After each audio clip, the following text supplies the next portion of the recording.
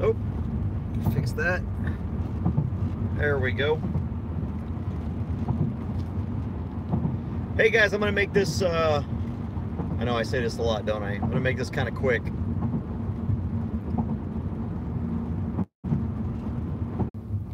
Okay, let's try this again. For some reason my app crashed.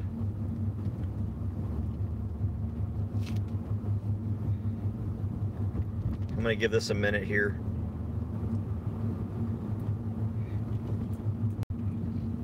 Alright, I'm just gonna cancel this. Alright, now it looks like okay. I'm back on. Okay. I don't know what happened. My app crashed. Anyway. So by reschedule, so the thing was supposed to be heard on the 27th, the unlicensed carry bill. Because bills have to be out of committee by the 2nd, what this essentially does is it kills constitutional carry. Now, I'm not blaming Narvaez. This is what Narvaez, we knew that Narvaez was not pro-gun. We knew that. Everybody knows that. Nobody has the illusion that Narvaez is pro-gun. And, however, I tried to take Narvaez at his word, which apparently you can't do with a Democrat, especially an anti-gun Democrat. But I tried to take him at his word that he promised us a fair hearing in time for a vote. He promised me, face to face, in the committee room. And so what this means is, since the 27th was supposed to be the hearing and he's canceled that because it's budget day, and what happens is, on budget day, that's all they hear. That's all the legislature talks about. That's all they debate. That's when you get hundreds of amendments because government wants to take more of your money here, they want to spend more of your money there, and they want to give even more of your money over there. And so all day long they debate how much of your money they're going to spend or steal. And then after they've stolen your money, then how much money they're going to spend and how much money they're going to give away to other people. And so generally on budget day, no other hearings take place. So that's why the hearing was canceled, was because Narvaez likely intentionally chose budget day for his hearing. And if the bill is not heard by the 2nd of April, then it's essentially dead. That's essentially what it means. So, I am not blaming Narvaez for this. I am blaming Speaker Bonnen, because Speaker Bonnen, who claims to be pro-gun. Sorry, I'm parallel parking here. Speaker Bonnen, who claims to be pro-gun, intentionally put the most, or at least tied for the most, anti-gun representative in charge of the committee that hears all the gun bills. So here's what we need to do. Hey, there's Sheriff Louderback, I think. Here's what we need to do, and this is what I need you to do. There is still a chance. It's a thin chance. It's a slim chance. But there is still a chance that we can get HB 357 passed, but it requires your help. I need you to call 512, and I'll update the description once this video posts. 512-463-1000. 512-463-1000. That is Speaker Bonnen's office. That is the man in charge of selecting the most anti-gun representative to lead the committee that deals with gun issues, and demand a hearing on House Bill 357. Now here's the deal, and I've already made this determination. If the state is not going to recognize my right to carry a pistol without a license as a law-abiding, peaceful citizen, then I've got in my vehicle with me right now, I'm getting ready to go for a walk here in a little bit after a meeting. I'm going to carry the one thing I can carry without a license, and we're going to go right back to 2013 and 2014. I'll carry my rifle everywhere I go. I've already discussed it with my family. They get it. They understand. They realize that they're going to be walking around with Dad carrying his AR-15. They realize that they're going to be walking around with Dad carrying his AR-15. May, sometimes I might get a little froggy carrying my AK-47. And I think everyone should do the exact same thing. If we don't get constitutional carry, if this bill fails and we don't get a hearing on it, folks, it's time to go back to our roots, and we start carrying our rifles everywhere we go now. And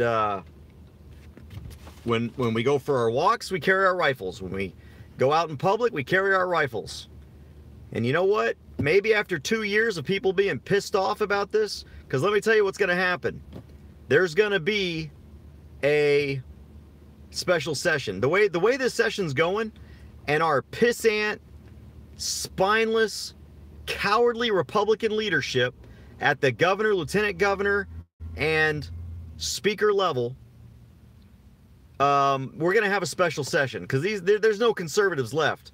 Well, I take that back. There are. But there's no conservative leadership left in positions of power that can do something. And so the problem is with the budget, with all of these priorities that the governor has that have nothing to do with liberty. There's probably going to be a special session. I'm going to make a prediction that within 2 months, we're probably going to get a special session. I guarantee you this summer, we're going to have a special session on something. So 357 might not be dead now. But if we want to get it on the special session, get it added to the call, then what we need to start doing is making this an issue again. We got open carry because people got involved. I need you to get involved again. And you know what? If that means we got to go around and carry our rifles again to make a point that why is it that I can carry my rifle around everywhere I go without a permit, but I can't carry a pistol without a permit? Okay, you want to kill constitutional carry? Then we'll prove to you that we'll carry the one thing we can without a license. Open Carry Texas was founded in 2013, 6 years ago almost. Well, actually 6 years ago. In that 6 years, in 2013, there were 5 constitutional carry states. Today, there are 16. That's a 310% increase, something like that. You've got Kansas, Oklahoma, and Kentucky that have recently passed these laws. Their governors have pushed for these laws. Now we've got a so-called conservative pro-gun governor that hasn't said one flippin' word about constitutional carry. Hasn't said one flippin' word about House Bill 357. At all. But do you know what is important to Governor Abbott? And do you know what is a priority bill for him? Raising the age limit to buy cigarettes to 21.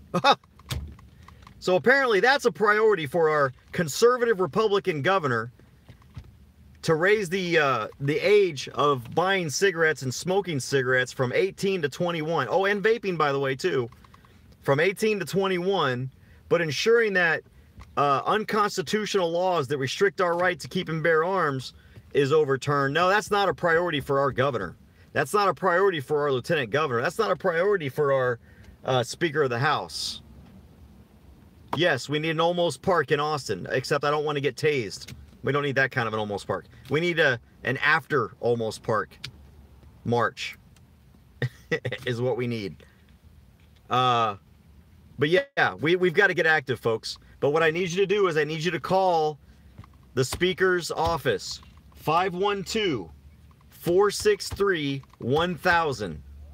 512-463-1000. Tell Speaker Bonnen to demand a hearing on constitutional carry. Now, we have other avenues that we can try to pursue. They're going to be a little more difficult to try and get constitutional carry. We're not giving up. Don't get me wrong. We're not giving up. As long as there's a chance and a fight, we're going to fight. But as far as getting a bill, an actual bill, it's almost dead unless you get involved. 512-463-1000. 512-463-1000.